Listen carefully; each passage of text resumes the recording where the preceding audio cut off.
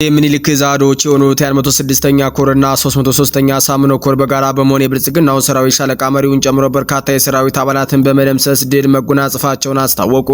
ጀብደኛው ሚኒልክ ዛ 106ኛ ኮር ነበልባል 34ኛ ክፍለ ጦርና 303ኛ ሳምኖ ኮር 21ኛ ተከዜ ክፍለ ጦር በጋራ በመሆን በአምስት አቅጣጫ የጠላትን ኃይል ሲያራግፉት መዋላቸው ታውቋል። በዚህም አውደ ውጊያ የሻለቃ መሪውን ጨምሮ በርካቶች ተደምስሰዋል። ይህ በእንዲህ እንዳለ የ102ኛ ኮር 12ኛ ክፍለ ጦር ትናንት ሰኔ 25 ቀን 2018 ዓ.ም በሰሜን ወሎ ዞን በጉባ ላፍቶ ወረዳ ከወልዲያ ከተማ በቅርብ ርቀት ልዩ ስሙ ሰዋ ሜዳ በተባለ አካባቢ በአገዛዙ ሰራዊት ላይ ከወትሮ በተለየ ሁኔታ ከባድ የደፈጣ ጥቃት መፈጸሙ ተሰምቷል። የአማራ ፋኖ ብሔራዊ ንቅናቄ ቴዎድሮስ በ44ኛ ክፍለ ጦር ላይ ወታደራዊ እርምጃ መውሰዱን አስታወቀ። በአማራ ፋኖ ብሔራዊ ንቅናቄ ስር የሚንቀሳቀሰው ቴዎድሮስ በ44ኛ ክፍለ ጦር ውስጥ ባደረገው ወታደራዊ እንቅስቃሴ ለሰሜን ግንባር ታጭቶ የነበረ የኮማንዶና የፖሊስ ኃይል ላይ ከፍተኛ ጉዳት በማድረስ ከጥቅም ውጭ ማድረጉን አስታውቋል። የእዙ የኮሙኒኬሽን ምንጮች እንደሚያመላክቱት ለሰሜን ግንባር ስምር ተዘጋጅቶ የነበረውን የኮማንዶ የፖሊስ ኃይል ኢላማ በማድረግ በ44ኛ ክፍለ ጦር ውስጥ የተቀናጀ ወታደራዊ እርምጃ ተወስዷል። በጎንደር ጠቅላይ ግዛት በተደረገው ውጊያ በበላይዝ የ3ኛ ኮር አርበኞች በወሰዱት የተቀናጀ እርምጃ የጠላት ሻለቃ አዛዥን ጨምሮ ከ50 በላይ ወታደር ሲገደሉ ከ125 ወታደሮች ደግሞ ከባድና ቀላል ቁስለኛ መሆናቸው ታውቋል። የፋኖ የማጥቃት አቅም ከመቼውም ጊዜ በላይ ባደገበት በዚህ ተጋድሎ አንድ ብሬን ከነሙሉ ሸንሸሉን ጨምሮ ከ50 በላይ ክላሽንኮቭ ጠመንጃዎችና ሌሎች ወታደራዊ ቁሳቁሶች በጀግኖች ቁጥጥር ስር ገብተዋል። በቀጠናው ኔትወርክ መዘጋቱንም ለማወቅ ችለናል። በሌላ በኩል የቴዎድሮስ የሰርጂካል ኦፕሬሽን ምድብተኞች በደብረ ማርቆስ ከተማ ጠላትን ጥምር ጦር አጅባ ስትንቀሳቀስ በነበረች ተሽከርካሪ ላይ ባደረሱት የቦምብ ጥቃት 17 ወታደሮች ሙትና ቁስለኛ መደረጋቸው ታውቋል። በተመሳሳይ የዚሁ የሰርጂካል ኦፕሬሽን ምድብተኛ አርበኞች በምስራቅ ጎጃም ዞን አስተዳደር ቢሮ ላይ በፈጸሙት ጥቃት የብልጽግናው ሰራዊት መገልገያ ቁሳቁሶች መውደማቸው ተረጋግጧል። በሌላኛው መረጃችን የብልጽግና አገዛዝ ባዳማ በሚካሄደው ስብሰባ የኢትዮጵያ የህልውና መሰረት ለመናድና ሀገሪቱን ለመበተን የሚያስችል አደገኛ ህገ መንግስታዊ ሴራ መጀመሩ ተጋልጧል። ብሔራዊ ምክክር በሚል ሽፋን የሚካሄደው የክህደት እንቅስቃሴ መሬት ባለቤትነትን በመቀየርና ስልጣንን ወደ አምባገነናዊ በማዞር ህዝብን የመግዛትና ሀገርን የመበታተን አደገኛ ስትራቴጂ መሆኑ ተነግሯል።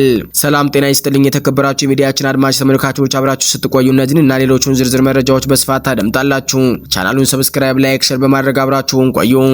የአማራ ፋኖ ብሔራዊ ንቅናቄ ቴዎድሮስ 44ኛ ክፍለ ጦር ላይ ወታደራዊ እርምጃ መውሰዱን አስታወቀ። በአማራ ፋኖ ብሔራዊ ንቅናቄ ስር የሚንቀሳቀሰው የቴዎድሮስ 44ኛ ክፍለ ጦር ውስጥ ባደረገው ወታደራዊ እንቅስቃሴ ለሰሜን ግንባር ታጭቶ የነበረ የኮማንዶና የፖሊስ ኃይል ላይ ከፍተኛ ጉዳት በማድረስ ከጥቅም ውጭ ማድረጉን አስታውቋል። የእዙ የኮሙኒኬሽን ምንጮች እንደሚያመላክቱት ለሰሜን ግንባር ስምር ተዘጋጅቶ የነበረውን የኮማንዶና የፖሊስ ኃይል ኢላማ በማድረግ በ44ኛ ክፍለ ጦር ውስጥ የተቀናጀ ወታደራዊ እርምጃ ተወስዷል።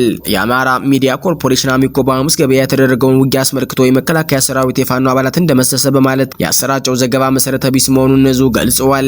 ሚዲያው ተሰውተዋል በማለት በስም የዘረዘራቸውና አወቀ ደሴ፣ አሳየ ደሴና መንግስት የተባሉት የቴዎድሮስ የፋኖ አባላት በአሁኑ ሰዓት ሙሉ በሙሉ በህይወትና በሰላም እንደሚገኙም ተረጋግጧል።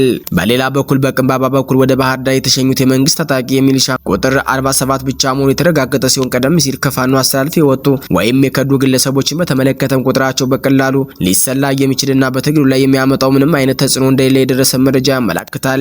የምኒልክ ዛሃዶች የሆኑት 106ኛ ኮርና 303ኛ ሳምኖ ኮር በጋራ በመሆን የብልጽግናውን ሰራዊት ሻለቃ መሪውን ጨምሮ በርካታ የሰራዊቱ አባላትን በመደምሰስ ድልን ተጎናጽፈዋል።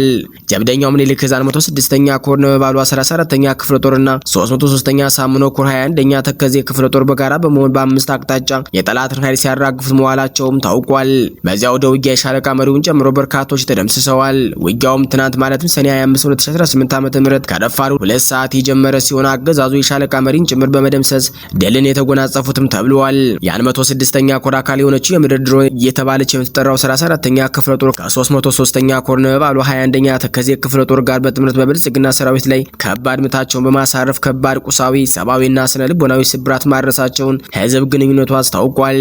በዚሁ አውደ ውጊያ ሁለት ክፍለ ጦሮች በመናበብ አስደናቂ ቅንጅት አስደማሚ መከላከልና የመልሶ ማጥቃት ውጊያን ማድረግ ችለዋል።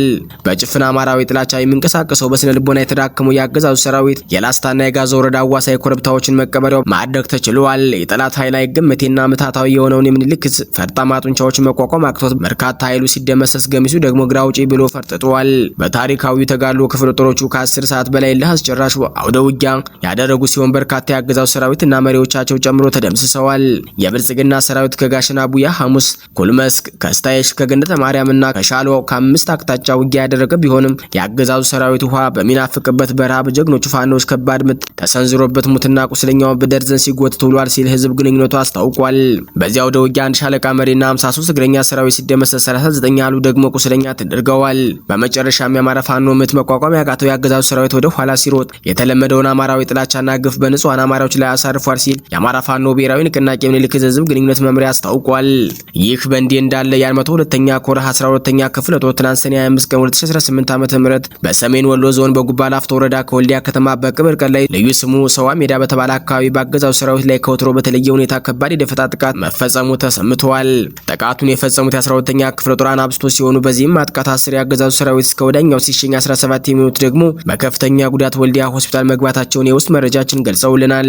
በመጨረሻም በ12ኛ ክፍለ ጦር በ6ኛና 4ኛ ሻለቃ ቃኝ በጥምረት ባደረጉት የደፈጣ ጥቃት 7 ኤኬ ክላሽኮፍ መሳሪያ 400 የክላሽ ጥይት ተተኳሽ 10 ኤፎን ቦምብ 6 የወገብ ትጥቅ 9 የክላሽኮፍ ካዝና ሲማረክ 10 የተደመሰሰና 17 ያሉ ደግሞ የቆሰሉ መሆናቸውን የ102ኛ ኮር ህዝብ ግንኙነት መምሪያ መረጃውን አድርሰዋል።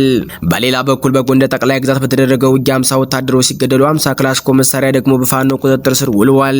በተጨማሪም አንድ ብሬን ከነሙሉ ሸንሸሉና ሌሎች የጦር መሳሪያዎች ሲማረኩ 125 ወታደሮች መቁሰላቸው ታውቋል። በአማራ ፋኖ ብሔራዊ ንቅናቄ ጎንደር ጠቅላይ ግዛት በላይ ዘለቀ እዝ 305ኛ ጎቤ መልኬ ኮር ስሪ ከሚገኙ ከ52ኛ ክፍለ ጦር ከ76ኛ ክፍለ ጦር 3ኛ ሬጅመንትና ከኮሩ ልዩ ተወርዋሪ ኃይሎች የተወጣጡ በጋራ በመሆን ባደረጉት የተቀናጀ ውጊያ የጠላትን አከርካሪ ሰብረው አንጸባራቂ ድል ተቀዳጅተዋል። ውጊያው የተደረገው ሰኔ 24 ቀን 2018 ዓ.ም እስከ ትላንት ሰኔ 25 2018 ዓ.ም አጥቢያ ሌሊት ድረስ ባለው ሲሆን በጎንደር ጠቅላይ ግዛት ቀጠና ከራማ ተብሎ በሚጠራው አካባቢ ላይ መሆኑ ታውቋል። በአካባቢው ከሜካናይዝድ መሳሪያዎች ጀምሮ ሌሎች ልዩ ልዩ የጦር መሳሪያዎችን ታጥቆ እንቅስቃሴ አድርጎ የነበረው የአገዛዙ ኃይል ላይ የተወሰደው እርምጃ የፋኖ ማጥቃት አቅም የታየበትና የአገዛዙ ለፍስፍስነትና ደካማነት በጋድ የተገለጠበት ተጋድሎ ነው የተደረገው ተብሏል። አርበኞቹ የጠላትን እንቅስቃሴ እቅድ በመጥለፍ አስቸኳይና አይመኬ እርምጃ ወስደው ነው የጠላትን ጦር ያሽመደመዱት። የፋኖ ልዩ የማጥቃት አቅም በታየበት በዚህ ተጋድሎ የጠላትን የሻለቃ አዛዥ ጨምሮ ከ50 በላይ ወታደሮች ሲገደሉ 125 ወታደሮች ደግሞ ቁስለኛ ሆነው ከውጊያ ስምሪቶች መደረጋቸው ታውቋል። የጠላት ጦር ከወደ ፋኖ የተወሰደበትን ቅጽበታዊ እጅግ ጠንካራ እርምጃ መቋቋም አቅቶት በተሽመደመደበት በዚህ ተጋድሎ 50 ክላሽንኮቭ ጠመንጃ፣ አንድ ብሬን ከነሸንሸሉ 15 ፎን ቦምቦችን፣ 10 የክላሽ ካዝናዎችንና ሌሎች ወታደራዊ ቁሳቁሶች በፋኖ ቁጥጥር ስር ገብተዋል። አርበኞቹ በጀግነት በተዋጉበት በዚህ ውጊያ በወገን ኃይል በኩል ምንም አይነት ጉዳት እንዳልደረሰ የ35ኛ ኮር ህዝብ ግንኙነት ክፍል አስታውቋል። በአካባቢው የኔትወርክ መቆራረጥ በመኖሩ የተማረኩ የጦር መሳሪያዎችን ምስል ለማድረስ እክል የፈጠረ ሲሆን ቀጣይ ዝርዝር መረጃዎችን ከነማስረጃ ምስሎች እንደሚያደርስም ኮሩ አስታውቋል። በሌላኛው መረጃ የ206ኛ ኮር የሰርጂካል ኦፕሬሽን ምድብተኞች በደብረ ማርቆስ ከተማ በፈጸሙት ጥቃት 17 ወታደሮች ሙትና ቁስለኛ ተደርገዋል። በአማራ ፋኖ ብሔራዊ ንቅናቄ ቴዎድሮስ 206ኛ ኮር የሰርጂካል ኦፕሬሽን ምድብተኞች በደብረ ማርቆስ ከተማ ትናንት ሰኔ 25 ቀን 2018 ዓ.ም እስከ ንጋት ባለው ጊዜ ውስጥ በፈጸሙት የቦምብ ጥቃት 17 ያገዛዙ ወታደሮች ሙትና ቁስለኛ ተደርገዋል። የ206ኛ ኮር የሰርጂካል ኦፕሬሽን ምድብተኞች አጥቢያ ሌሊቱን በደብረ ማርቆስ ከተማ ከጎተራ ወደ ወንቃ አቅጣጫ ጥምር ጦር ጭና ስትንቀሳቀስ በነበረች ኮድ 4 ሰሌዳ ቁጥር 7523 ኦባማ የጭነት ማመላለሻ ተሽከርካሪ ላይ በፈጸሙት የቦምብ ጥቃት 5 የሚሆኑ ወታደሮች ወዲያውኑ ህይወታቸው ሲያልፍ 12 ወታደሮች ደግሞ ከባድና ቀላል ቁስለኛ ሆነው ከስምሪት ቀጠናዎች ተደርገዋል። በተመሳሳይ ሰዓት በምስራቅ ጎጃም ዞን አስተዳደር ቢሮ ላይ በነበረው የጠላት ኃይል ላይ የተወረወረ ቦምብ በሰው ኃይል ላይ የከፋ ጉዳት ባያስከትልም የጠላት መገልገያ ቁሳቁሶችን ግን ሙሉ በሙሉ እንዲወድሙ አድርጓቸዋል ሲል የመረጃ ምንጮች አድርሰውናል። መረጃችን ሲቀጥል የብልጽግና አገዛዝ ባድማ በሚያካሄደው ስብሰባ የኢትዮጵያ የህልውና መሰረት ለመናድ እናም ሀገሪቱን ለመበተን የሚያስችል አደገኛ ህገወጥ መንግስታዊ ስራ መጀመሩ ተገለጸ።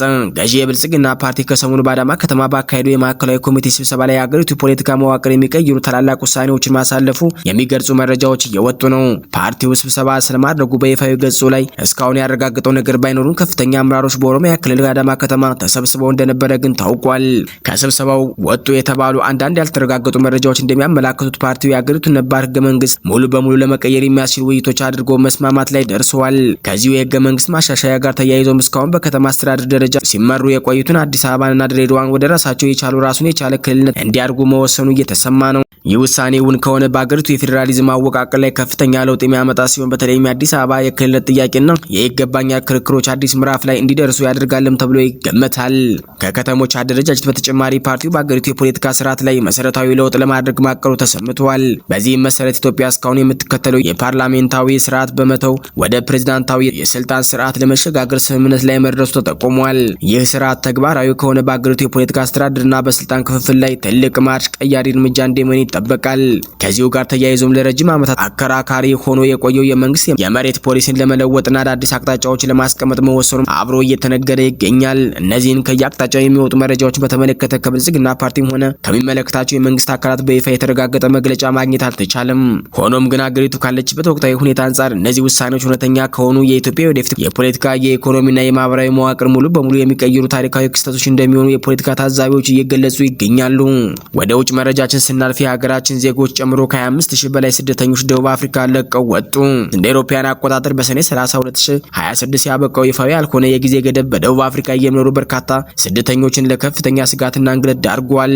በሀገሪቱ የሚንቀሳቀሱ ዜጎች መር ቡድኖች ሰነድ የሌላቸው የውጭ ዜጎች አካባቢያቸውን ለቀው እንዲወጡ ያስቀመጡ ቀነ ገደብ መጠናቀቁን ተከትሎ ኢትዮጵያውያንን ጨምሮ ከ25000 በላይ ስደተኞች ህይወታቸውን ለማዳን ሲሉ ሀገሪቱን ጥለው ተሰደዋል። ይህንን የጅምላ መፈናቀል ተከትሎ በጆሃንስበርግ በኬፕ ታውንና በደርባን ከተሞች ውስጥ በማንኛውም ሰዓት ግጭቶችና እውከቶች ሊቀሰቀሱ ይችላሉ የሚል ስጋቶች በማየላቸው የደቡብ አፍሪካ ፖሊስ ከፍተኛ የሰው ኃይል በተለያዩ አካባቢዎች አሰማርቷል።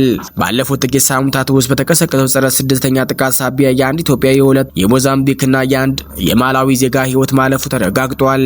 ይህ ሰብአዊ ቀውስ ያሳሰባቸው በርካታ የአፍሪካ ሀገራት መንግስታት በተለይም ሞዛምቢክ፣ ማላዊ፣ ዚምባብዌና ኡጋንዳ በየከተሞቹ ተደብቀው የሚገኙ ዜጎቻቸውን በአውሮፕላንና በአውቶቡስ ለመታደግ ሰፊ ርብርብ እያደረጉ ይገኛሉ። ስደተኞቹ ከተለያዩ የቤት አከራዮችና ቀጣሪዎች የሚደርስባቸው ማግለልና ማባረር ጨምሮ በኬፕ ታውንና በጆሃንስበርግ የሚገኙ የቆንስላ ጽሕፈት ቤቶች የነፍስ አድን እርዳታ በሚጠባበቁ ዜጎች ተጨናንቀዋል። የነጻነት ዘመቻ በሚል ስም የሚንቀሳቀሱ ጸረ ስደተኛ ቡድኖች ሰነድ የሌላቸው ስደተኞች በሙሉ እስኪወጡ ድረስ ተከታታይ ህዝባዊ እምቢተኝነት እንደሚያደርጉ ቢዝቱም በጆሃንስበርግ ዌስቶ አካባቢ የዙሉ ባህላዊ ልብስ የለበሱ ጋሻና ዱላ የያዙ ወጣቶች አባሃምቤ ይውጡ እያሉ በመፈከር ላይ መሆናቸው በስደተኞች ዘንድ ሽብርን ፈጥረዋል። የደቡብ አፍሪካ መንግስት ከ5 ዓመታት በፊት በ2021 የቀድሞ ፕሬዝዳንት ጃኮብ ዙማ መታሰርን ተከትሎ የ350 ሰዎችን ህይወት የቀጠፈውን ውድመት እንዳይደገም ጥረት ቢያደርጉም የፖለቲካና የስነ ህዝብ ተንታኞች ችግሩ የስደተኞች ሳይሆን የአስተዳደር መበላሸት፣ የሙስናና የሀብት መባከን መሆኑን ያመላክታሉ። በተለይም መጪውን የኖቬምበር የቅድመ አካባቢ ምርጫ መነሻ በማድረግ ፖለቲከኞች ስደተኞችን እንደ ምርጫ ካርድ የጦር መሳሪያ እየተጠቀሙባቸው እንደሆነ ይነገራል። ይህ በእንዲህ እንዳለ በደቡብ አፍሪካ በሚኖሩ ኢትዮጵያውያንና የውጭ ሀገር ዜጎች ላይ ጥቃቶች ሊፈጸሙ የሚችሉበት አሳሳቢ አዝማሚያ መታየቱን ተከትሎ በፕሪቶሪያ የሚገኘው የኢትዮጵያ ኤምባሲ ዜጎች በዕለት ተዕለት እንቅስቃሴያቸው ላይ ከፍተኛ ጥንቃቄ እንዲያደርጉ አስቸኳይ ጥሪ አቅርቧል። ኤምባሲው ባወጣው መግለጫ በአሁኑ ወቅት በሀገሪቱ ያለውን ወቅታዊ የጸጥታ ሁኔታ በቅርበት እየተከታተለ እንደሚገኝና መሰል የኃይል ጥቃቶችን ከደቡብ አፍሪካ መንግስት የጸጥታ አካላት ጋር አስፈላጊውን ግንኙነት እያደረገ መሆኑን አስታውቋል። የጥቃት አዝማሚያዎችን ተከትሎ በመላው የደቡብ አፍሪካ የሚገኙ ኢትዮጵያውያን ሙሉ በሙሉ ንቁ መሆን እንዳለባቸው ኤምባሲው አሳስቧል። በመሆኑም ዜጎች ከሚኖሩባቸው አካባቢዎች የመንግስት ተቋማትና ከማህበረሰብ አደረጃጀቶች ጋር ፈጣን የመረጃ ልውውጥ እንዲያደርጉ፣ ተለዋዋጭ ሁኔታዎችን በንቃት እንዲከታተሉና ለማንኛውም ድንገተኛ አደጋ ዝግጁ ሆነው ራሳቸውን እንዲጠብቁ በጥብቅ መክረዋል። የተከበራችሁ ውድ አድማጭ ተመልካቾቻችን የዕለቱ አበይት ዜናዎች እስካሁኖቹ ነበሩ። በሌላ የዜና ሰዓት እስከምንገናኝ ጤና ይስጥልኝ።